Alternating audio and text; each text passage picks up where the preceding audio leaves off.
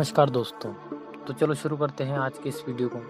दोस्तों, एक साइंटिस्ट ने बताया है कि हम अब एलियन से क्यों नहीं मिल पाए।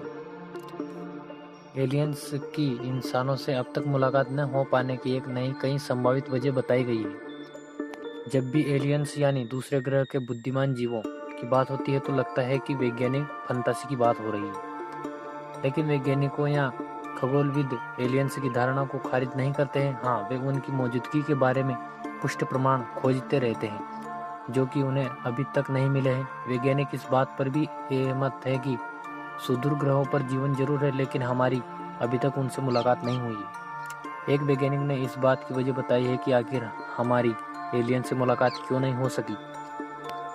क्या वाकई एलियंस होते हैं? क्या दुनिया भर में जो लोग एलियंस को देखने या फिर यूएफओ को देखने का अनुभव करने का दावा करते हैं वे सही है?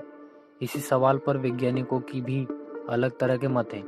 इसके साथ ही वैज्ञानिक अभी तक इस बात की सर्व स्वीकार्य व्याख्या नहीं दे सके कि अब तक हमारी एलियन से मुलाकात क्यों नहीं हो सकी। 2 साल पहले national research university of electronic technology MIT के रूसी वैज्ञानिक एलेक्जेंडर बेरेजिन ने इस मामले में एक मत दी थी। उनका कहना था कि एक बार कोई सभ्यता तारों के पास पहुंचने की अपनी क्षमता हासिल करनी है तो वह दूसरी सभ्यताओं को खत्म करने लगेगी। ऐसा नहीं है कि वाकई में कई एलियन प्रजाति है जो हमारी दुश्मन ही हो। ऐसा भी हो सकता है कि उन्होंने हमें देखा ही न हो और यह भी उनके विस्तार की कोशिश में हमारी कोई अहमियत ही न हो। साल 2018 में बेरेजी ने लिखा था कि उन्होंने हमें देखा ही नहीं होगा या हमारे बारे में गौर ही नहीं किया होगा।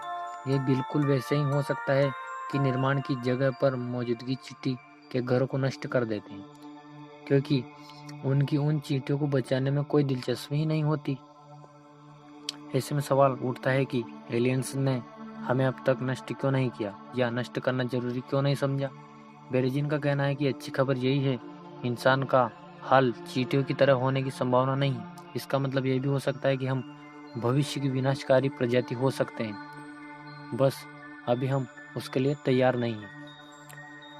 अगर इस अवधारणा को सही भी माना जाए तो इसका हमारे भविष्य के लिहाज से क्या महत्व है।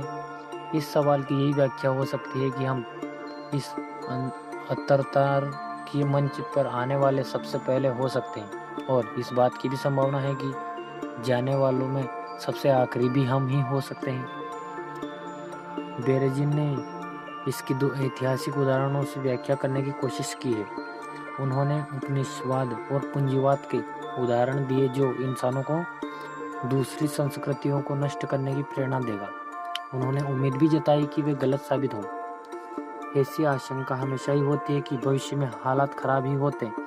धरती पर सदियों और अब तक चले आ रहे सभ्यताओं के संघर्ष को देखते हुए यह मानना आसान है कि यह थ्योरी सच साबित होगी, लेकिन ऐसा जरूरी नहीं है। कई बार आपदाओं ने मनुष्य को एक भी किया है, जो भी अभी यह स्थिति आने में कि पृथ्वी के इंसान ही दूसरी सभ्यताओं नष्ट करने लगे, अभी बहुत ही अधिक समय है। नमस्कार दोस्तों, वीडियो यहीं समाप्त होती।